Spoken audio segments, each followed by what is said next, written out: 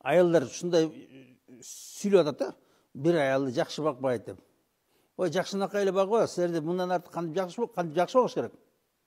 Силер жана Пушкиндин балыкчысында болбойбу, жана Пушкиндин балыкчысында кемпирдей болуп. Байкуш чал кечке чейин иштеп, келип жанагы каретасын оңдоп берсе, жакпайт, дурак эле дурак. Алла үй керек десе, үй салып берди. Алла жакпайт, дурак эле дурак. Ой, мен үйдө жашабайм, мен виллада жашайм. Мен дворецте жашайм. Мына дворец десең, дворец барып кайрадан дворец жазат берип атат. Анда да жакпайт. Мен падыша болом деп. Анан падышалык өзү да жакпайт. Анан сабат атат даже, ошо аксакалды күйөөбүн сабат атат да. Да ушундай болуп барасыңар. Эч нерсе жакпайт. Күйөөбүн келип урушасыңар, кордойсуңар, сөгөсүңөр. Келесоо жерге кир. Ошо да жанагы Пушкиндин кемпири дурачина простофиль атпайбы? Дурак эле дурак деп. Да ошо силерде ушундай болсо. Келесоо, көкме, лох. Байкуш эркектин бәрин кордоп атсыңар. Чынын айтканда, бир сындырым нан, бир күнгө бир сындырым нан, бир стакан суу берсе жетиштүү болчу силерге. Сиз кайсы укукта айтасыңар силер? Өзүңөрдү унутуп калдыңар. Мына өзүңөр атаңардын, энеңердин үйүндө китайский эле кийим кийип жүргөнсүңөр, эптеп-септеп. Анан эми берден үйдүн үстүнө үйдүн ичи толтура жакпайт да. Жакшы бакпайт дейсиңер. Кантип жагыш керек? Мындан кантип багыш керек силерди?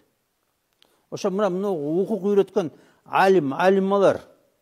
О силер кыямат күнү силер жооп бересиңер. Эмне үчүн ашыкча укук сурадыңар деп.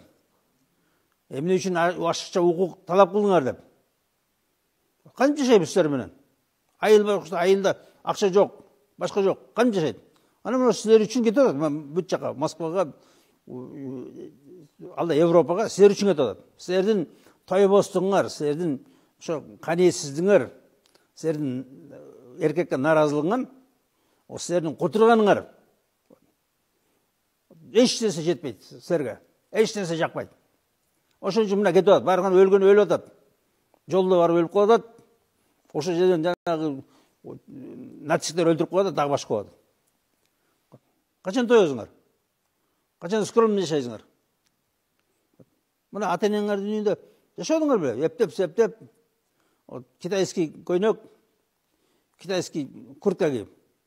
Анан эми бияка келип, байкуш эркекти кыйнап атсыңар. Мен жакшы бакпай жатат. Мен жашабайм, анан кетем деп. Эмнеге кетип каласыңар? Мына кыямат күндө ошон үчүн сураласыңар. Эмне үчүн ыраазы болгон жоксуң деп. Эмне үчүн ошо сен курзагың тое турган деп, мына бир сындырымдан дедим, бир сындырымдан бир стакан суу бүттү. Вот силердин укугуңар. Мына пайгамбар саллаллаху алейхи вассалам пайгамбар деп айтат да, пайгамбар, мынткен пайгамбардын үйүндө 2 ай ысык оокат болгон эмес. Аялдарына жарым курма берчү, жарым курма бир күнгө.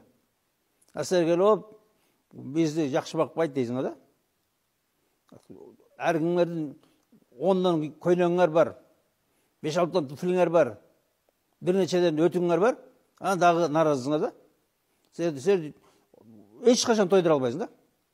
Мына ошо пайгамбар саллаллаху алейхи вассалам миражга чыгып келгенден ыйлады дейт да. Айтты, тозоктун көбү аялдар экен деп. Анан я Расулалла эмнеге дегенде айтты, анткени булар эч качан ыраазы болбойт деди күйөөбүнө. Анан булар жалтырак жаш көрөт деп. Ошо силер ошо байлыктарды жаш көрүп, бири-бириңерге атандашып, тигиндей көйнөк кийиптир, тигиндей эме алыптыр, шуба алыптыр, тигиндей сапожка алыптыр. Жөнөкөй жашаганды унутуп калыңар. Анан келип мына күйөөңөрдү кордоп, үйүңөрдү бузуп атсыңар ошол үчүн. Мына ошон үчүн урматтуу туугандар, кыямат күнү сураласыңар. Эмне үчүн ыраазы болбодуң деп.